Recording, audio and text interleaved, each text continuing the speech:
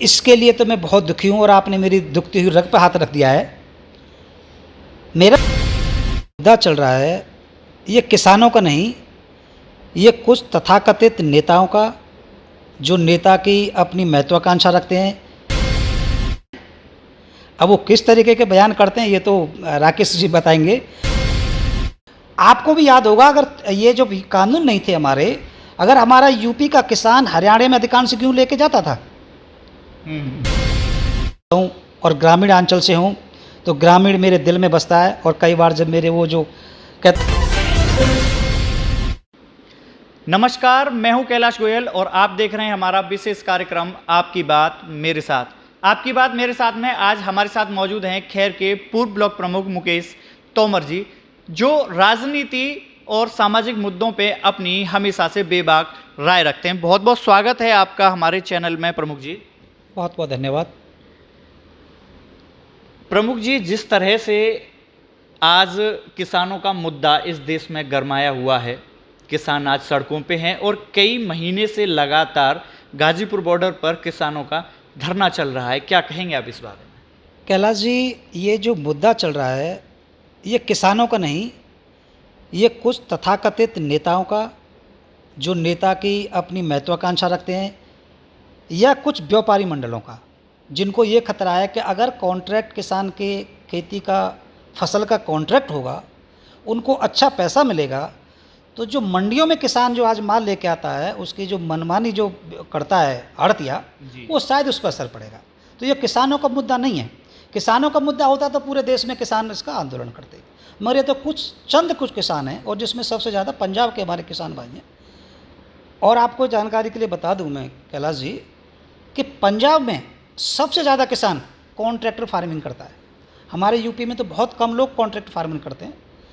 किसान, पंजाब का किसान अधिकांश कॉन्ट्रैक्ट फार्मिंग करता है। आलू वो कॉन्ट्रैक्ट बेचता है, चावल वो कॉन्ट्रैक्ट पे बेचता है। तो जब उनकी फसलें आज तक या खेती किसी बड़े उद्योगपति ने नहीं ली, तो उत्तर प्रदेश में किसके लेने जा रही है? एमएसपी पे बात करते हैं। किसानों का कहना है कि एमएसपी खत्म करने के बाद में उन्हें जो दर दर भटकना पड़ेगा, आज वो अपनी फसल को कम से कम अपनी पास की मंडी में ले जाके बेच लेता है।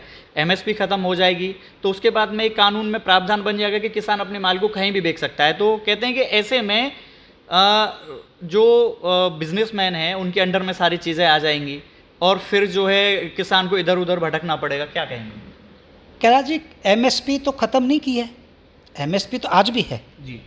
सरकार जो प्रोक्योरमेंट करती है, अभी देखें पिछले आप कई साल का रिकॉर्ड निकाल लें, जो इस साल में धान और गेहूं का जितना प्रोक्योरमेंट हुआ है, पिछले मैं कहता हूं किसी भी साल में ऐसा नहीं हुआ है।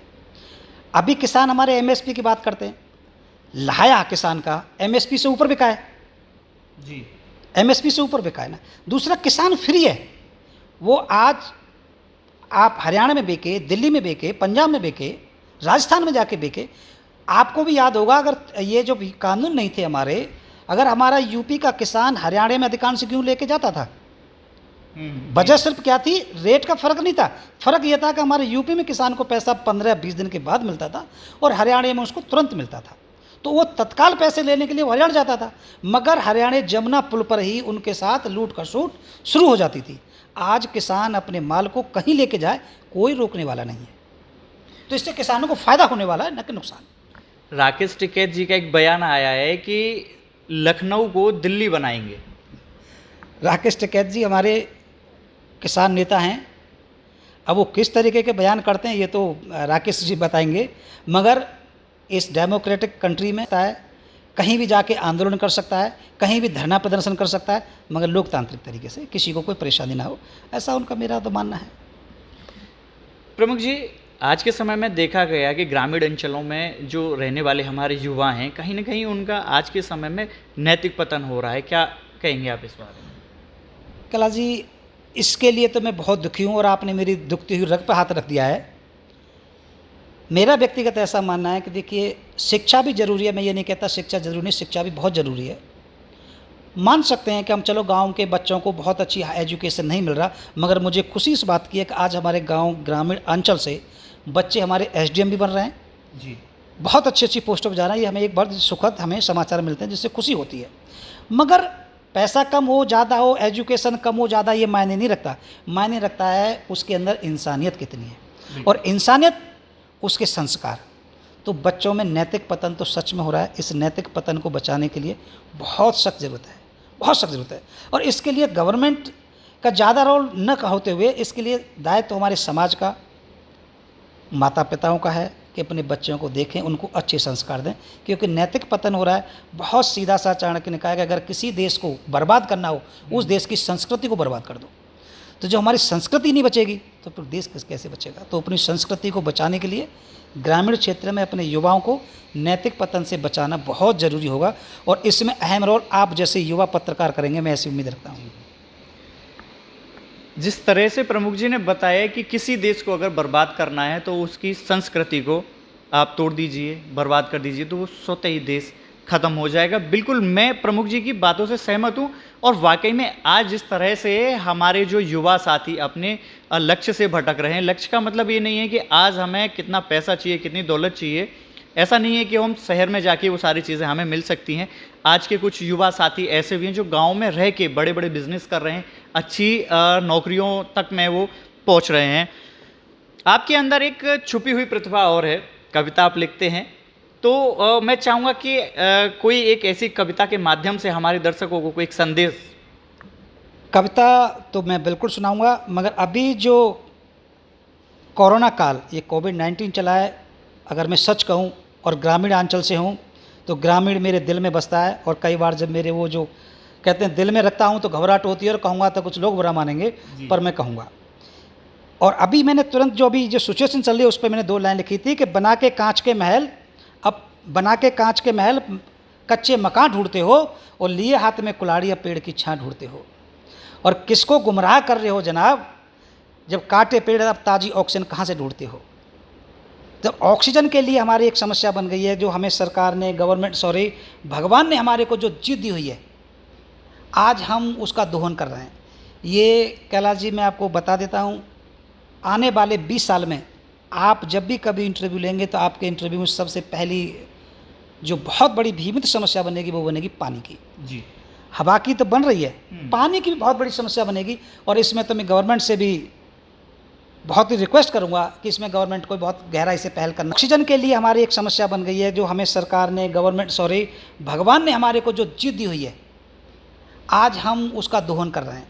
ये कैलाश जी मैं आपको बता देता हूँ, आने वाले 20 साल में आप जब भी कभी इंटरव्यू लेंगे तो आपके इंटरव्यू में सबसे पहली जो बहुत बड़ी भीमित समस्या बनेगी वो बनेगी पानी की। जी, हवा की तो बन रही है, पानी की भी बहुत बड़ी समस्या बनेगी।